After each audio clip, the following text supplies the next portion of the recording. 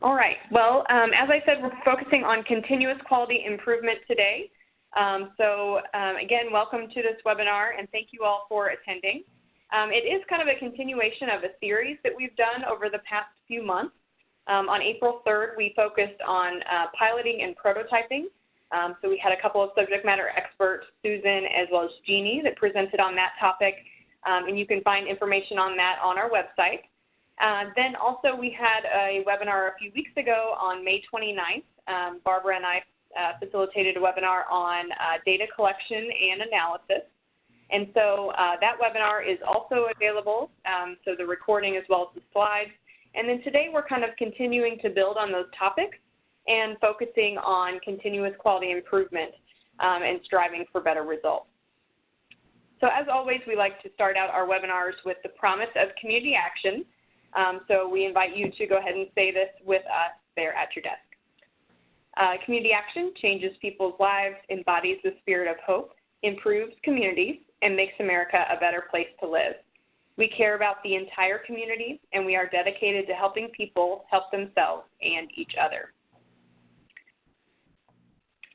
So as I mentioned, this webinar is sponsored by the Learning Communities Resource Center today. So we're going to just give you a little bit of information about our learning community and the purpose around that. So as you see here on your screen, the purpose of the learning community is really to analyze community action outcomes and identify those effective, promising, innovative practice models that are out there within the network that help to alleviate the causes and conditions of poverty.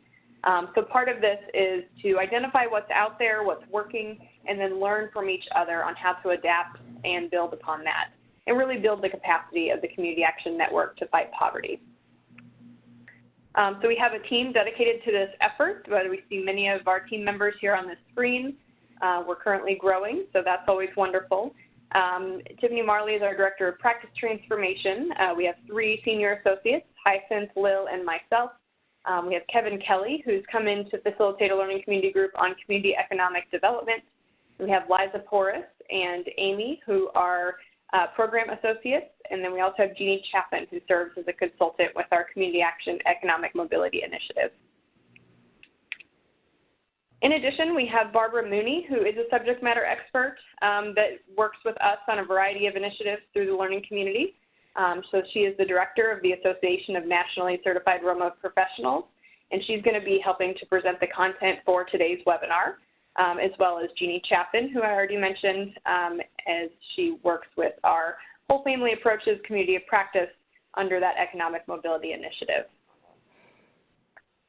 So I will go ahead and review our learning objectives for today, and then I'll be handing it over to Jeannie next. So today what we're going to be focusing on is really working to understand basic principles of continuous quality improvement.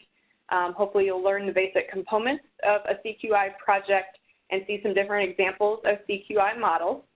We're going to be identifying some programs that are using CQI and some connections with community action to make it practical for you, and then hopefully we're going to be presenting, or we will be presenting, some examples of some community action agencies that are engaged in CQI.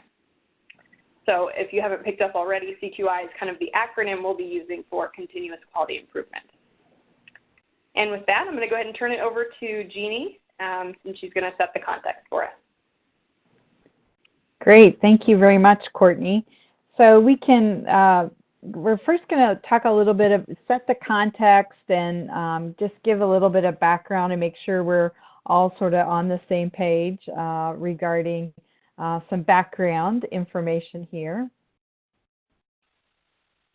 So we need to change our mindset such that we don't see compliance to standards and reporting as a hassle or the end of the process. And so what this is really asking us to think about is to think about compliance, competence, and quality or excellence on a continuum, and not to merely think about compliance as being the end of the process.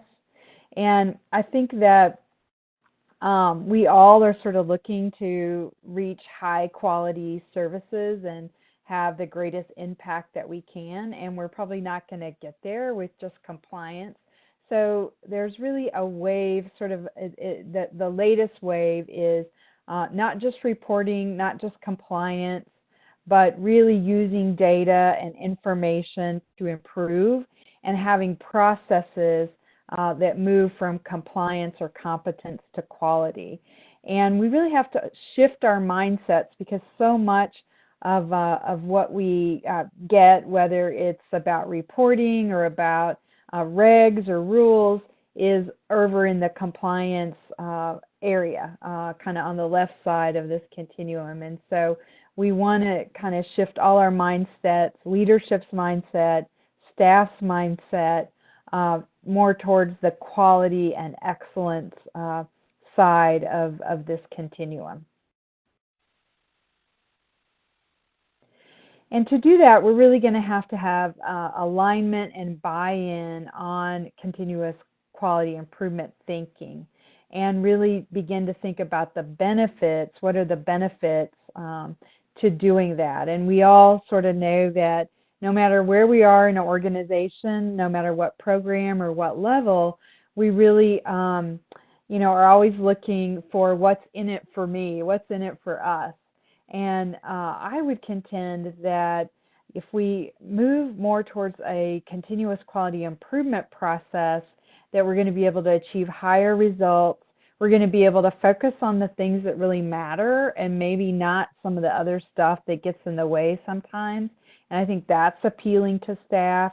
So we need to really sort of think about what is a way to make sure that we talk about the benefits and really consider some buy-in here if we're going to journey down the continuous quality improvement. This does take some focus and some intentionality, and if we don't think about buy-in and we don't think about how to align this in our systems and processes, it's probably not going to work. So we want to kind of put that out there. So what is CQI, Continuous Quality Improvement? It's really a systematic approach, an intentional approach to specifying the processes and outcomes of a program or an organization or a department, and the practices that are made up of that system. And then through regular data collection and the application of change strategies, trying to lead and pursue greater improvements in that performance. So it's about doing better, figuring out how we can improve what we're already doing.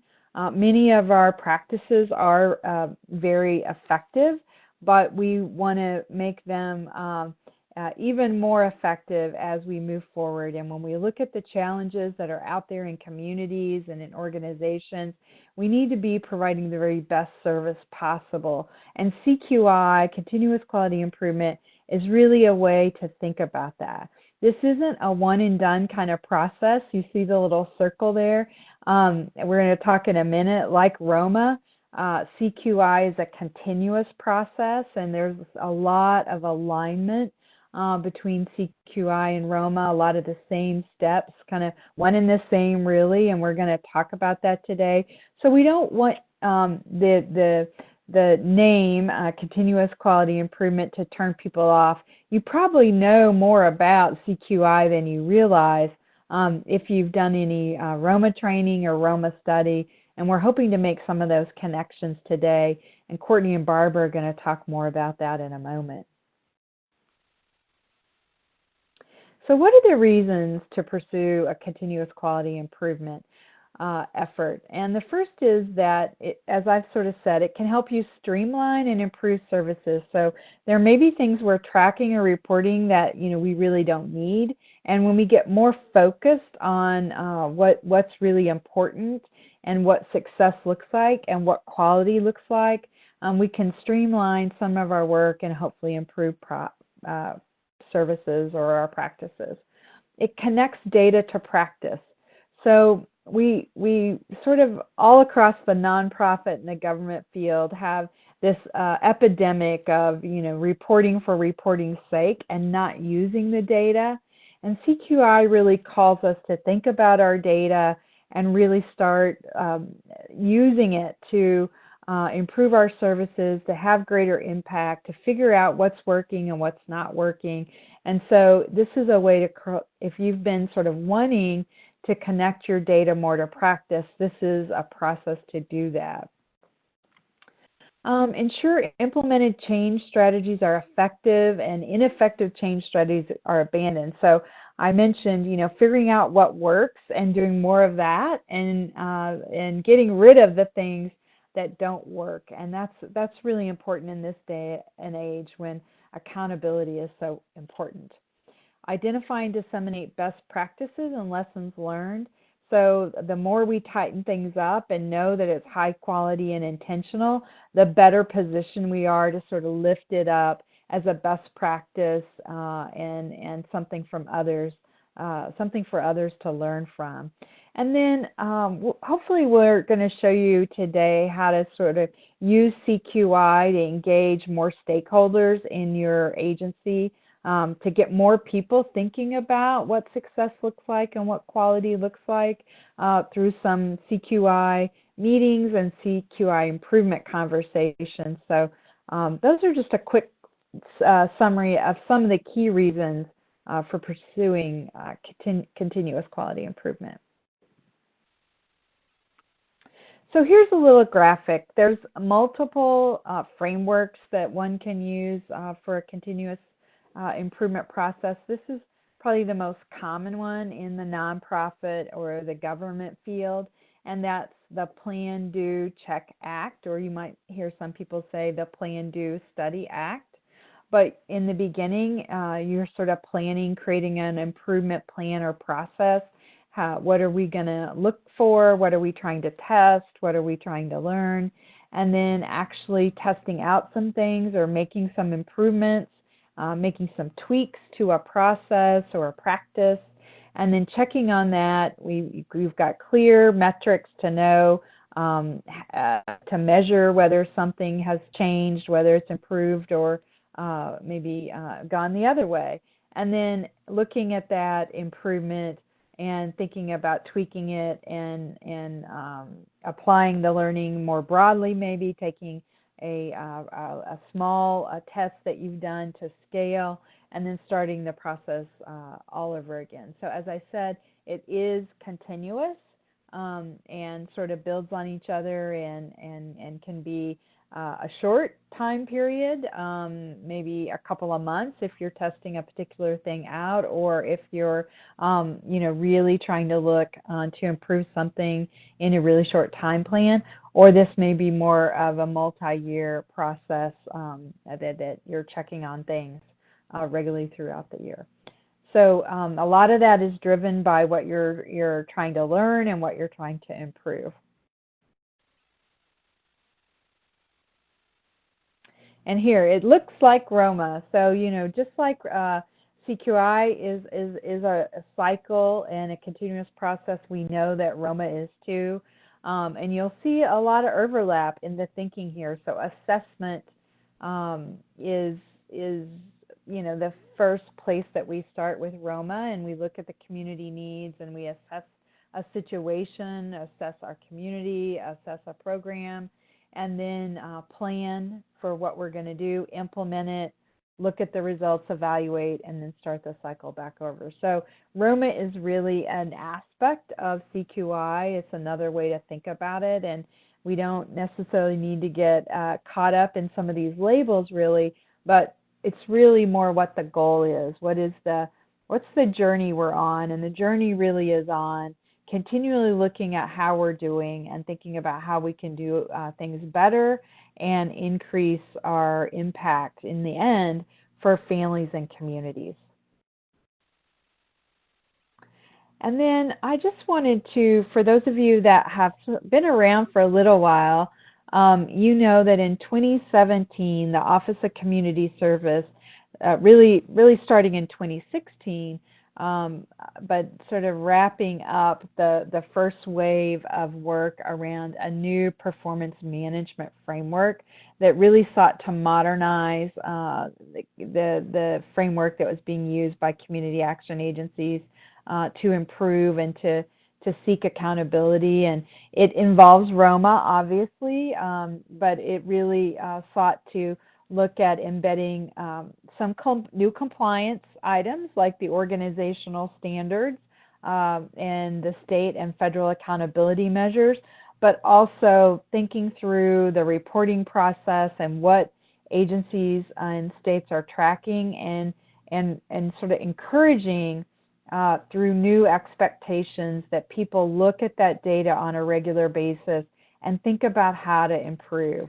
So a really concrete example of that is that now in the state plan and the annual report, community action agencies and states have to talk about how they've used the data to improve. So that's really a CQI process. And I think that is a really, it was a positive change for the network and sort of brought CSBG and community action up to where a lot of other nonprofits and government programs are related to reporting and the use of data and improvement.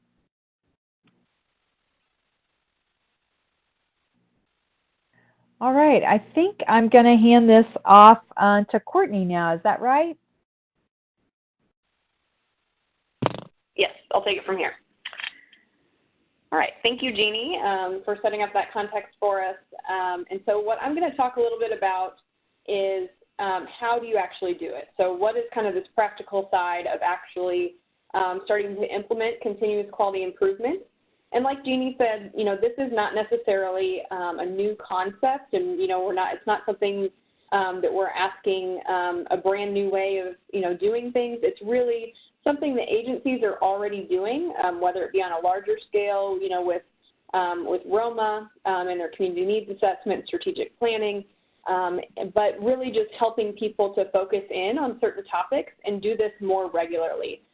So part of this is just looking at data on a more regular basis and really focusing in on that continual piece of continuous quality improvement, because we know that all of those little things can then add up.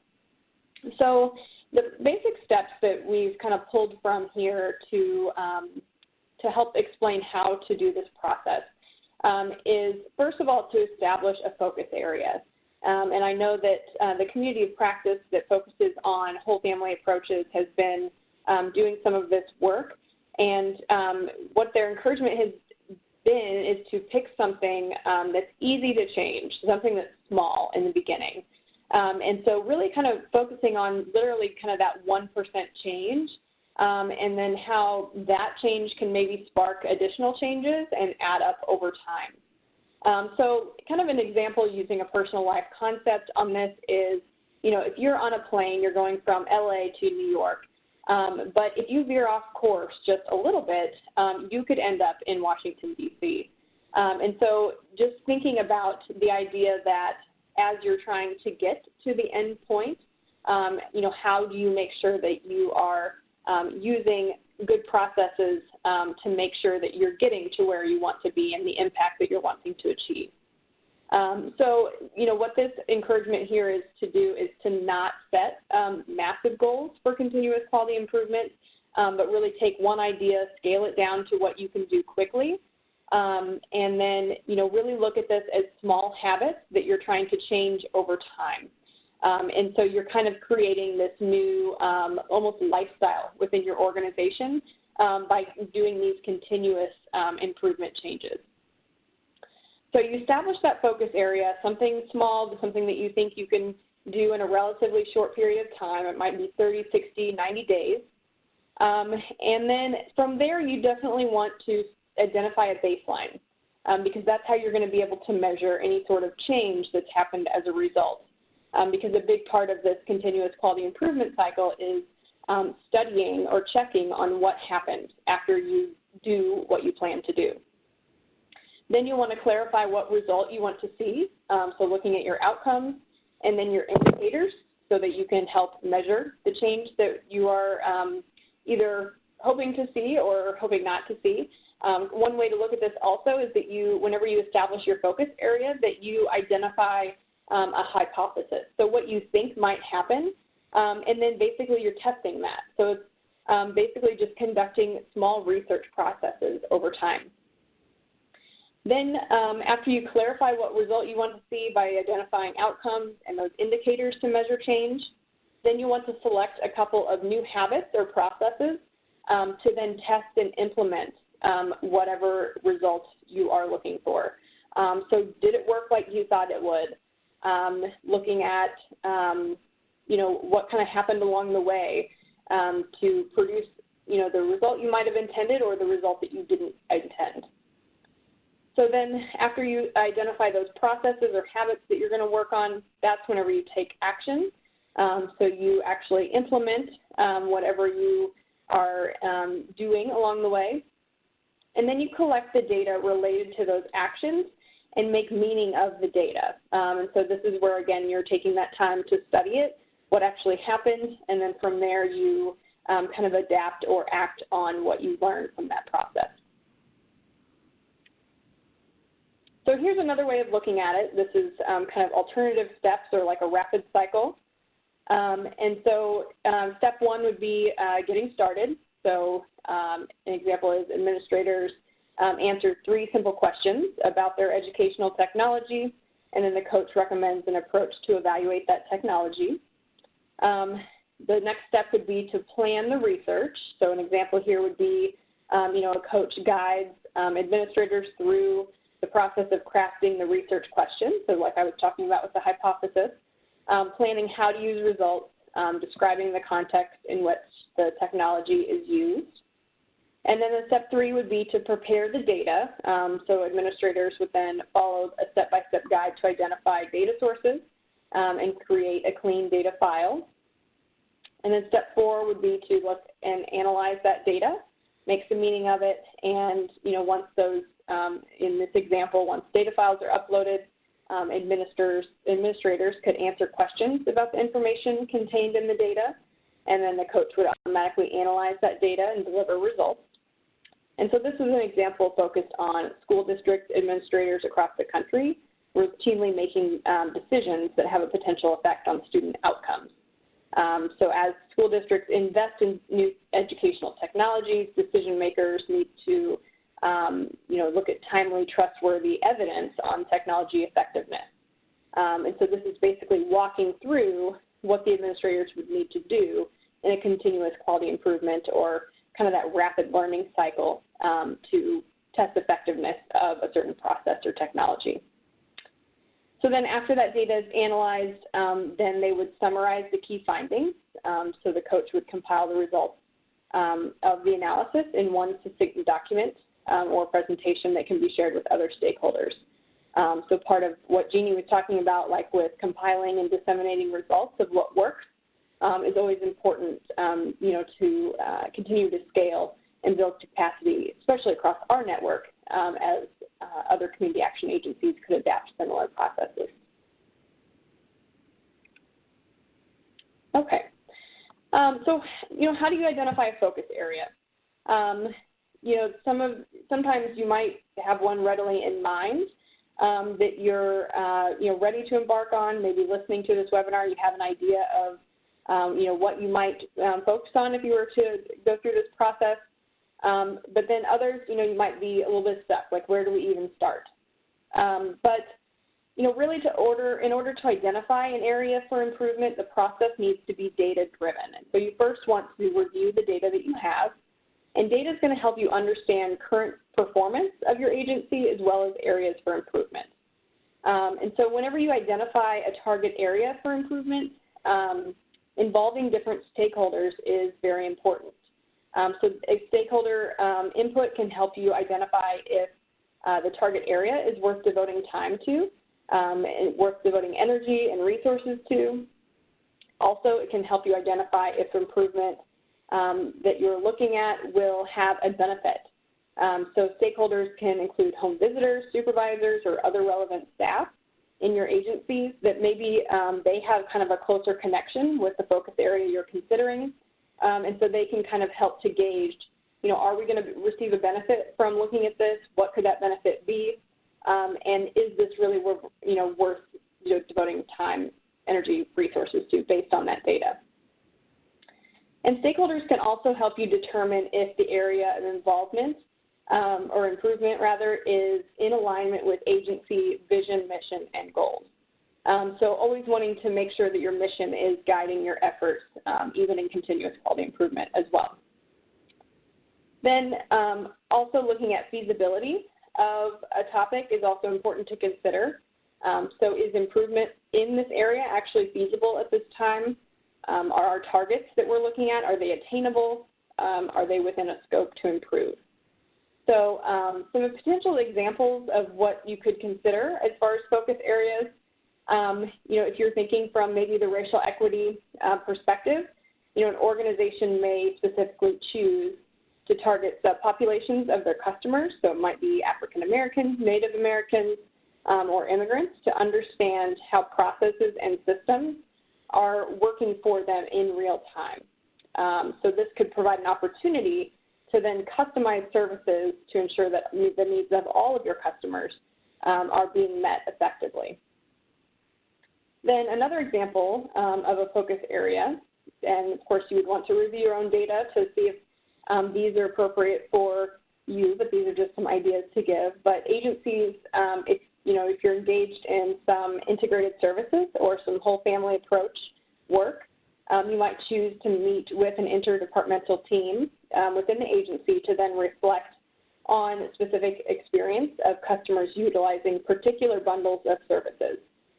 So if they're using a bundle of whole family services, maybe reentry, senior services, whether it be like the homeless population and what bundle of services they're receiving. And then as the team discusses each case, then there could be an opportunity to strategize on meeting customer needs more effectively across the entire agency. So those are just some examples, but of course, as we said, you want to review your own data, elicit stakeholder input, align it with your strategic vision and mission of your organization, and then ask yourself and your agency stakeholders, how feasible really is this for us at this time? Courtney, this is Jeannie. Could I interrupt for a moment? Yeah, sure, go ahead. Okay. So I was just going to say a couple more ideas about to help people think about, what kinds of areas they might focus on. If there's a particular area that as you're meeting with your team and you're struggling with, like maybe it's attendance or retention in a program, those would be, good things to sort of think about practicing some CQI principles. I think if there's a pain point in your program somewhere that you're sort of feeling like this is, a continual issue for us, it might be good to look at the data around that. So if it was, let's say, attendance in a Step Up to Leadership class, looking at that attendance over time and trying to unpack the data, as you said, Courtney, maybe looking at it, analyzing it a little bit different from different kinds of populations, different kind of target groups, might help to reveal where some good, important CQI work could happen. Yeah, good point. And I think those are some good examples to share too, but just because they're almost a little bit smaller as you look at just focusing in on a specific program and a specific process improvement in that. And then sometimes that can trigger looking at more agency-wide processes as well. So, as we're thinking about, topics to identify, you want to use change concepts to identify those topics. So, thinking about, what might we want to improve or make better, you might want to eliminate waste, improve workflow, as far as efficiency and effectiveness, changing work environment, so that might be looking at issues around culture, management of time, also looking at error proofing to make sure we have accurate data and information, and then also the focus on outcomes. So how kind of results-oriented is your agency? So these are kind of some of those change topics that you can, or concepts that you can use to then identify and zero in further on, what might that specific topic be that we work to eliminate waste on or manage time better. And then with this one, we just want to, whenever you're identifying those CQI topics, you can kind of bring out an aim statement. So looking at which goal of a CQI project or aim statement you think would appeal maybe more to agency staff or funders, because buy-in is an important component to this process, as is other processes we talk about. So with this example here on your screen, you have 90% of all depression screenings will be entered within 14 days of being collected, or an aim statement that might say 90% of moms that screen positive for depression symptoms at intake will no longer screen positive after 6 months. So both phrases focus on depression screening and require quality data, but the first is focused on quality data, but not on client outcomes. The second is then focused on client outcomes, so reaching the goal of 90% would imply that moms are being screened and connected to appropriate services to address their depressive symptoms. Then improving the accuracy of our depression screening data doesn't have the same emotional impact as identifying and reducing symptoms for moms who might be suffering from depression. So while the second indicator is more focused on client outcomes, it will still allow us to ensure accurate data. The effort to improve data related to client outcomes can naturally benefit the quality of the data while keeping the experience connected to the work we do. So kind of making sure we're looking at that strategic focus piece of it. So when identifying a CQI topic, carefully select indicators that will help ensure staff buy-in.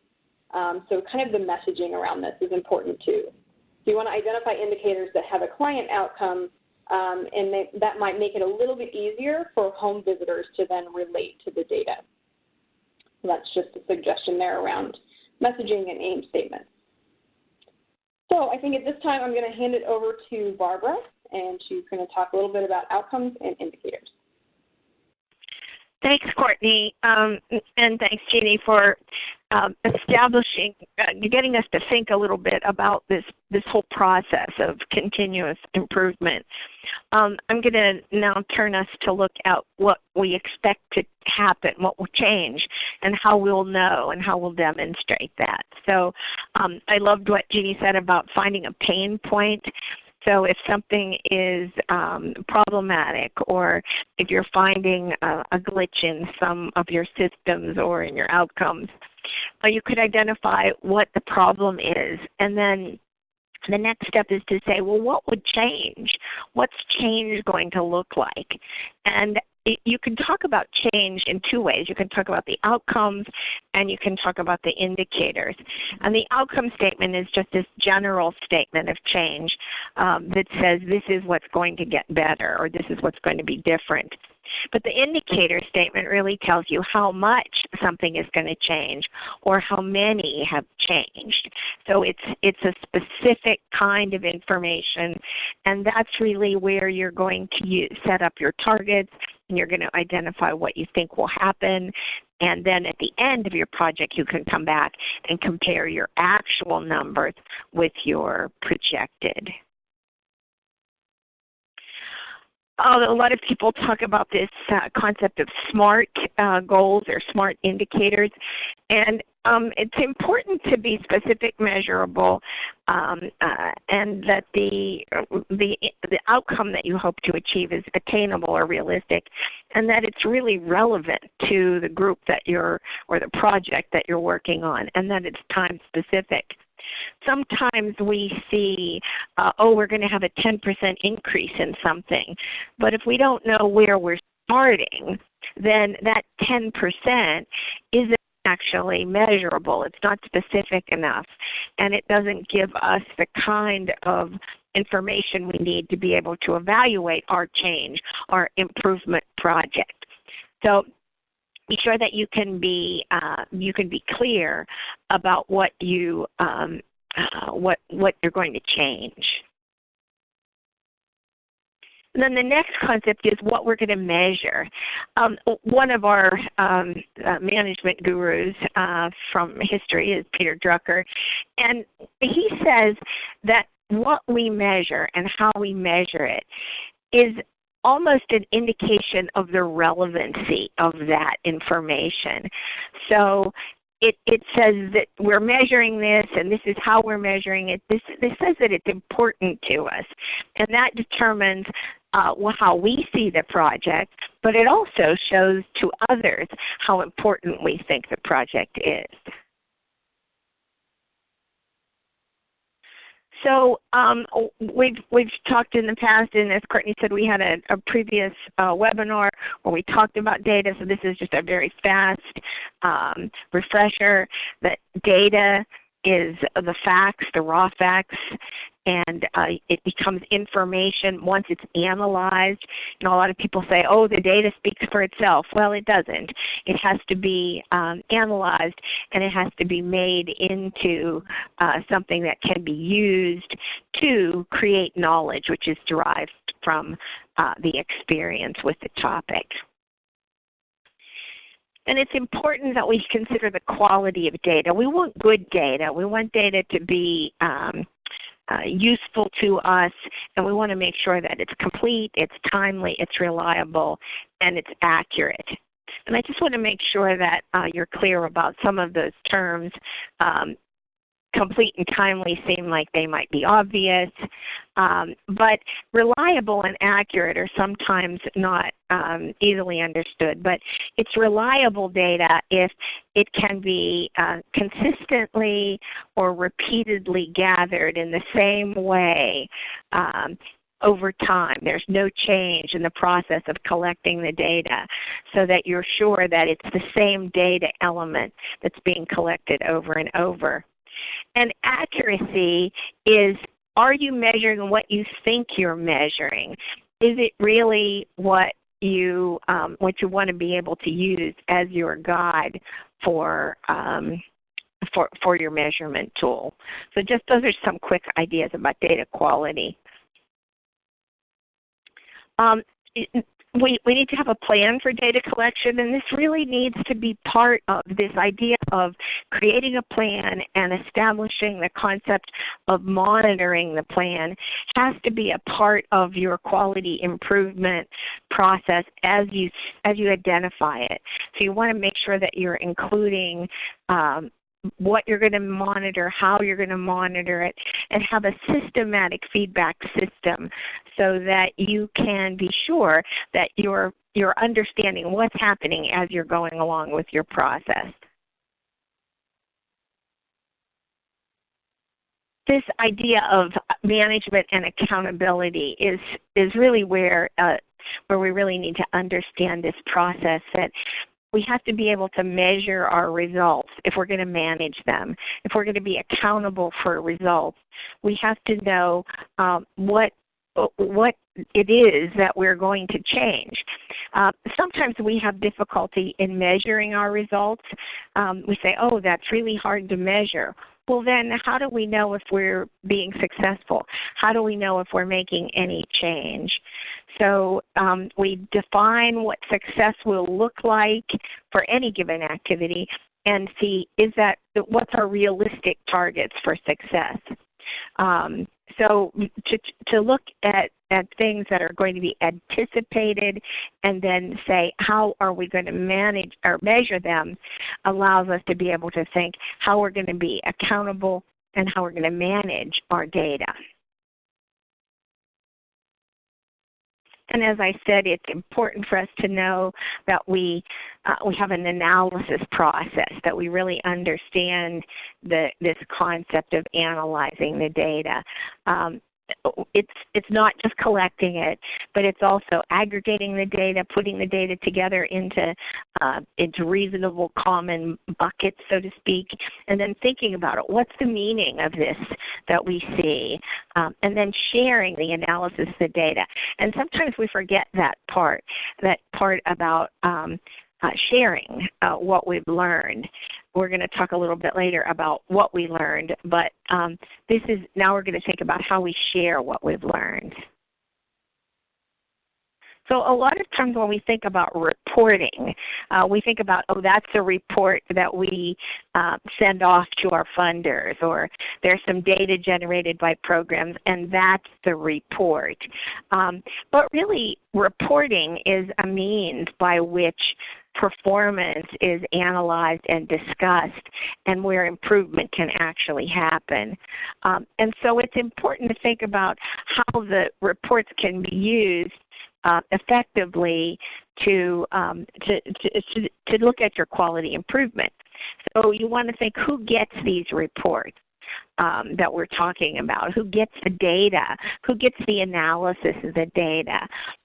Who has access to the reports that are generated by the frontline staff? Do they get to look at what they've entered into a data system or what they've reported on? Is there some information that's posted on the web? Or are there other ways to communicate what's happening at your agency? So if you're looking at a specific quality improvement plan, then you want to make sure that you know what is the data that's going to be particularly important to understand about the project, so that if we're looking at a small change, how do we monitor that change, how do we communicate that change, and then how do we support it if it's going in the direction we hope it to go in. Just like the quality of the data is important, the way the reports are presented is important. And these are just a couple things to think about. The presentation of the data, is it easy to read? Is the data that's being presented useful? Is it appropriate to the performance initiative that you're working on? And is it really about outcomes and performance as well as the activities that are being done? How regularly are those reports reviewed? And I think this is an important piece to make sure that you set up in your system, in your plan for quality improvement. How often will you be looking at what you're doing? Are you doing what you said you were going to do? What's the status of the strategies that you proposed? And then, are you making progress towards the outcomes? And then, did it all go in the right direction? And so, how do you update your strategic plan? And these timing pieces are totally up to you. These are just some ideas that we put together for you to think about. Recently, we've begun to talk about scorecards and dashboards and more graphic representations of progress. You'll see just a couple examples here. This is a really simple one that just indicates whether you're meeting or not meeting, if your progress is going the way you expected it to at the point in time that you create this scorecard. And there are more complicated scorecards out there. This is a toolkit that is on the partnership website about creating a balanced scorecard, which is a little more complicated. But basically, we want to use the data to create information and then ultimately to give us knowledge. Because basically we want to know, what did we learn? Did we get what we expected to get? Why or why not? And that we have to use this repeated process to make sure that we're actually creating implementable change. So that's a little bit of a discussion about how you measure and figure out what you've learned. And I'm going to turn it back for examples from the field.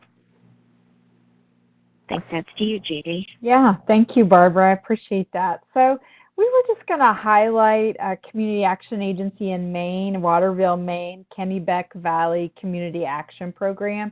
And they're using they have a really advanced continuous quality improvement plan. So their agency has really, over the years, formulated a structure to use CQI in their Head Start program. I've also seen another organization, wasn't a community action agency, but it was a multi-service organization that had an agency-wide CQI plan. And in that plan, it laid out how often, Barbara talked about, the intervals for looking at the data, and so that was laid out in their plan. Barbara mentioned, methods for analyzing, methods for monitoring, and all of those steps were laid out in that agency's plan. But KVCAP is just sort of to think about this as a little case study. Community Action Agency, they have a Head Start and Early Head Start. They're also a main Educare site, one of, I think, one of the few, if not the only, community action agencies that's also an Educare site. And they're part of the Educare Learning Network. And through that learning network, they've been part of a cohort to really help learn and understand CQI processes. And so they have been running a continuous improvement process with their Head Start, Early Head Start programs, and they really intentionally use data, and they make meaning out of that data. They have what they call team meaning of data meetings, and they do goal setting and action planning and evaluation, and they have really kind of a very structured way that they prepare for their meetings. They meet, depending on whether it's a site team or a family service team, they meet 3 or 2 times a year and run this review of their data. They have a pre-process where they folks prepared the data, send the data out ahead of the meeting so everybody can look at it, and then make data decisions. They have a formal action planning process that they complete as a part of that meeting, and it involves a lot of different folks in different levels of Head Start. And when you ask them what their biggest challenge is, they will mention just finding the time. No surprise there. Is that when you're doing something new like this, sort of how you build it into your sort of annual calendar, and all the work that's going on is often a challenge. So they've worked on that. And then finding the confidence in the beginning. I think they would tell you that people weren't familiar with this kind of sense making of data, and it took them a while to sort of learn and practice and get comfortable. And then in some of their pre-planning is a challenge, and I think that has a lot to do with extracting data from systems and getting it into the format where they can make meaning of it.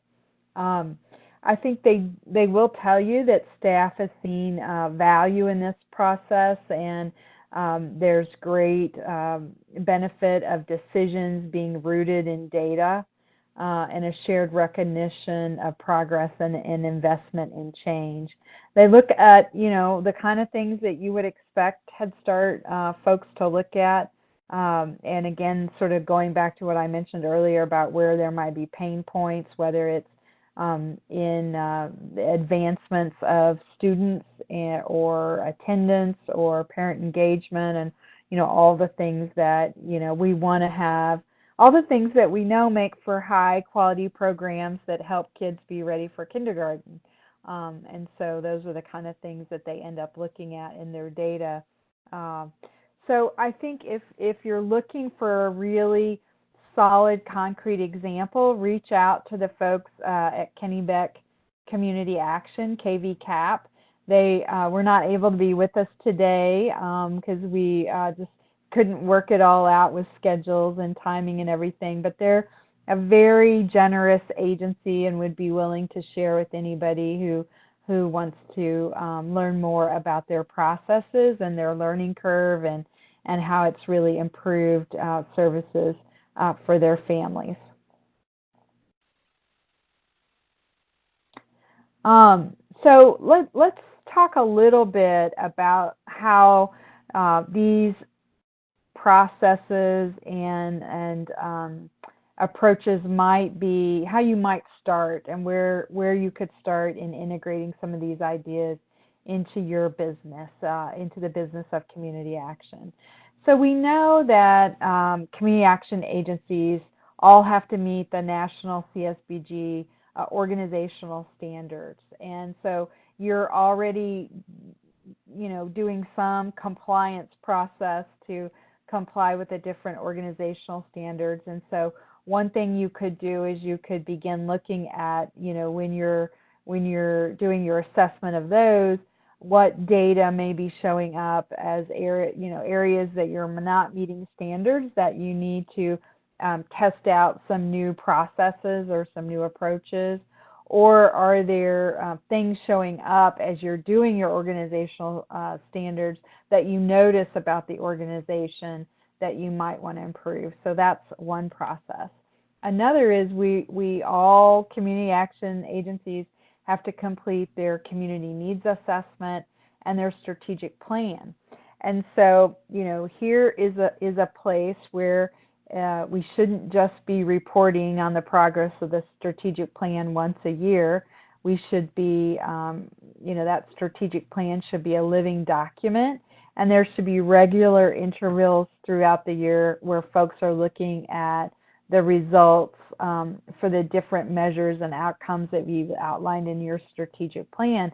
And if something isn't on target, if something is under what you were expecting it to be, and it doesn't look like you're going to make your target or achieve the outcomes you want, that would be ripe for an improvement process, and sort of going deeper into the data and thinking about, well, why aren't we going to reach our goal of 200 people obtaining jobs, or why aren't we going to meet our expectations around the number of homes weatherized? Some of this is natural, you do it, but if you don't have formal processes and systems to do it, things can get lost or go unnoticed. So we're sort of suggesting that folks move into a more formal process for a lot of this analysis. Of course, you've got community level strategies and community level programs, and you've got outcomes and goals that you set with those. So those lend themselves just as well to CQI processes, all the direct service that we do.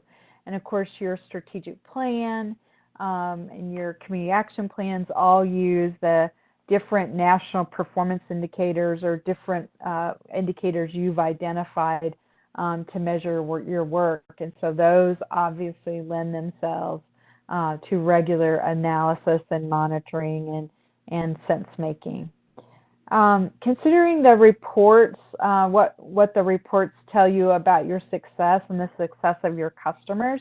So there might be some other reports you do around customer satisfaction, and those may be places where you could think about applying more of a CQI lens.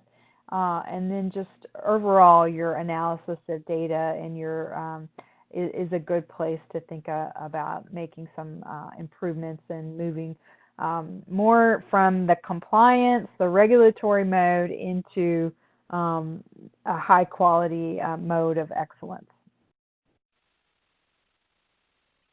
And here we've just taken a few snapshots that just really represent many of the things I've already said. In your strategic planning, you may have a local theory of change that you've developed, and that that is certainly an important place to think about analysis and improvement. Action plans that you've created for different projects should have goals and measures, and so there may be something you can look at and pick up there. Information you're getting from your management information system about who you're serving. Maybe you look at your data about the people that are coming into your agency and getting service, and you look at different characteristics and you see that your client base doesn't reflect your community. That might be a place where you say, we really need to make more meaning out of that data. We need to think about that, and we need to think how we can improve that. And so that might be a place where some continuous improvement could be helpful.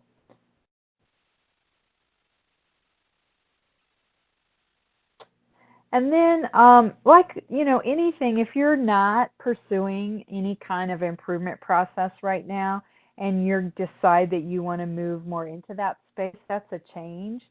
And change is always hard, figuring out how to get buy-in and how to successfully implement a change, whether it's CQI, large, or any change that you might be making because you pursue a CQI process and you see that something needs to be changed. To do that, you really have to have buy-in from the leadership team, and I would say from everybody across and up and down the organization.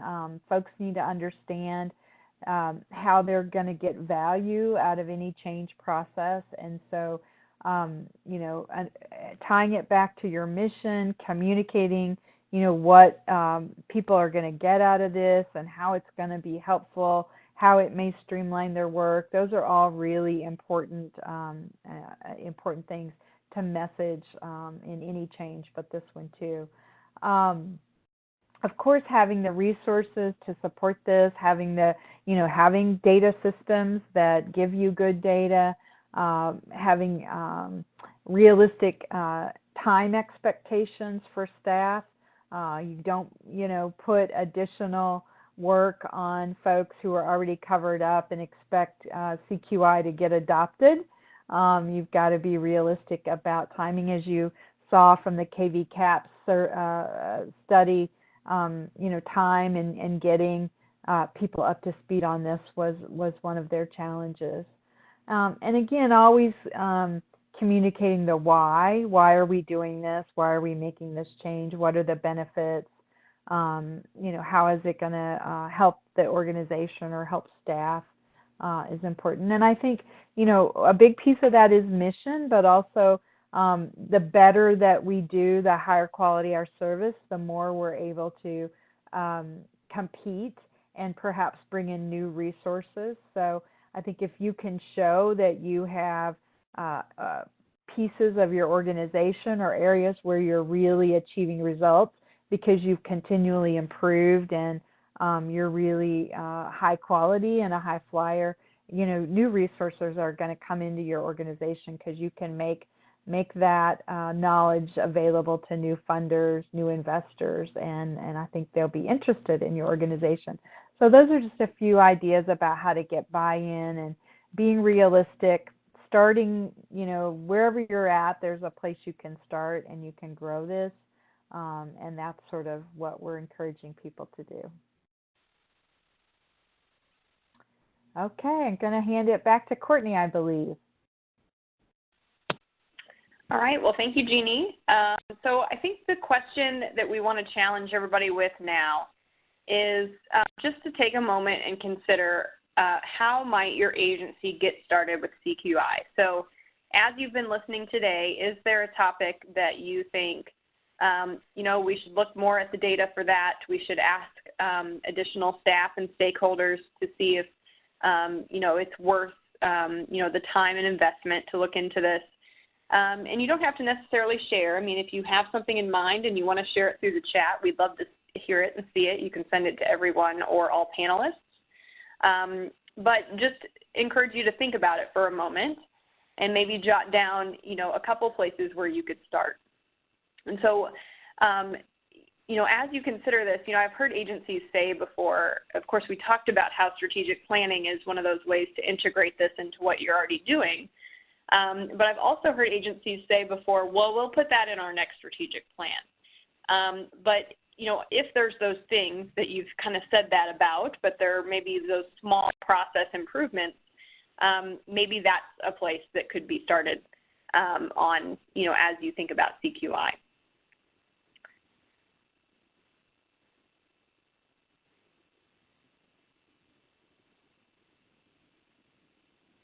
And I think as everyone is thinking about that, we'll go ahead and open it up for questions as well. I only received one throughout the presentation, and it was just about the slides and whether those would be available after the event. So just wanted to let everyone know that the slides as well as the recording will be available. You can email me just after the event, and I can send over a PDF of the slides if you want those sooner. And my email address is ckohler@communityactionpartnership.com. It'll also be on the final slide. But then we also post the recording and slides to our website within the next couple of business days. So by about the end of the week, or hopefully early next week, we'll have that up on our resource library on communityactionpartnership.com.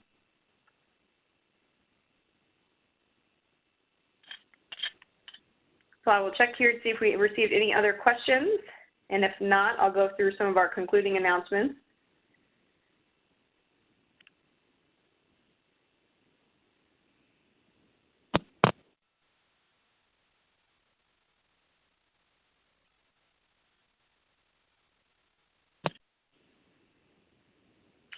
All right, well, not seeing any at this time. If you have any others as I'm going through these last announcements, feel free to type those in and we'll get those addressed. But just want to let some people know out there about some of our resources that we have on Community Action Academy, which is our online learning management system. It's powered by a platform called Moodle. We have free and accessible learning opportunities that are available to the entire Community Action Network. We have used this for our learning community groups, and we've recently put some more on-demand courses that include videos and activities and resources. So I encourage you to check it out.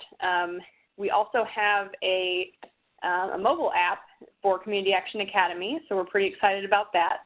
It's very easy to download. You go to your App Store or Google Play, and you search for the official Moodle app.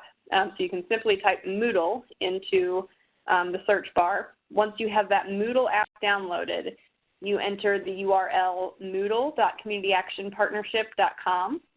So you could literally just pull out your phone and do this right now even. Once you have that URL entered, then you would log in with your same credentials that you would use for Community Action Academy on the computer. So if you've already logged in and created an account through the web browser, you can use your same credentials. Or if you don't have an account, you can create one through the app. Some of our course offerings that we have a few through the learning community that are available to everyone. We do have some open learning community groups from 2018 that are available for people to peruse. So we encourage you to check out those webinar recordings and resources that came out of those. There's a category in learning community that's called 2018 Learning Community Groups. Then we also have one course on family-centered coaching and one on advancing 2Gen in the rural context. Also, we have a couple categories of Roma training available. So we have our Roma Next Generation training series with the topics you see listed here. So a lot of those are related to what we talked about today. So creating a local theory of change, as well as data collection, analysis, and use. So I encourage you to check those out if you're looking for more information on some of the topics we discussed today. And then we also have a series of trainings for board members on Roma as well. In addition, we have our partnership resource library on our website, which is communityactionpartnership.com. So this is where the slides and the recording will be posted after a couple days from this webinar today. And there's various other webinars, publications, toolkits, and online tools that are available for the whole network. We have our annual convention coming up at the end of August in Chicago. So registration is still open for our Chicago conference, so I encourage you to check that out on our website. And our preliminary agenda has been released, and we are going to be releasing more information on workshops in the coming weeks. But it's going to be a great event. We have some wonderful plenary speakers lined up. You can find all that information on our website. Also encourage you to save the date for our Management and Leadership Training Conference. This year we're going to, or well, next year in 2020, we're going to be going to San Juan, Puerto Rico, January 8th through the 10th. So part of this effort to go to Puerto Rico is to help with some of the relief efforts and support our community action agencies and staff that are down there in that area, as well as the families and communities that are being served down there. So there's going to be a big community service component to this conference as well.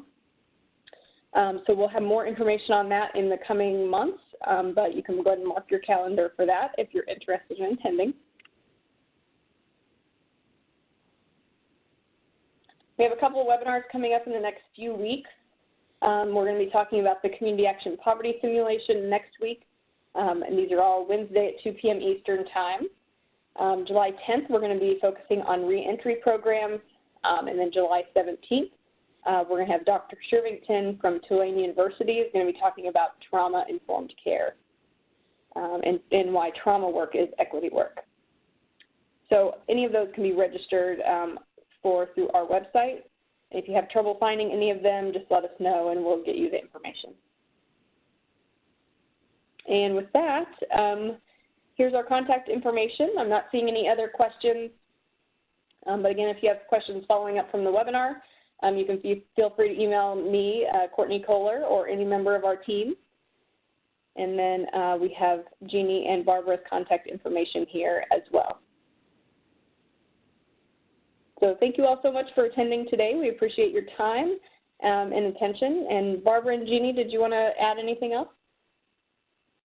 Just thanks for attention, and if you have questions, be sure to let us know. I would say the same. Good luck, and let us know if you need any help. All right. Well, thank you, Jeannie and Barbara, and hope everyone has a great day. Thank you. Bye.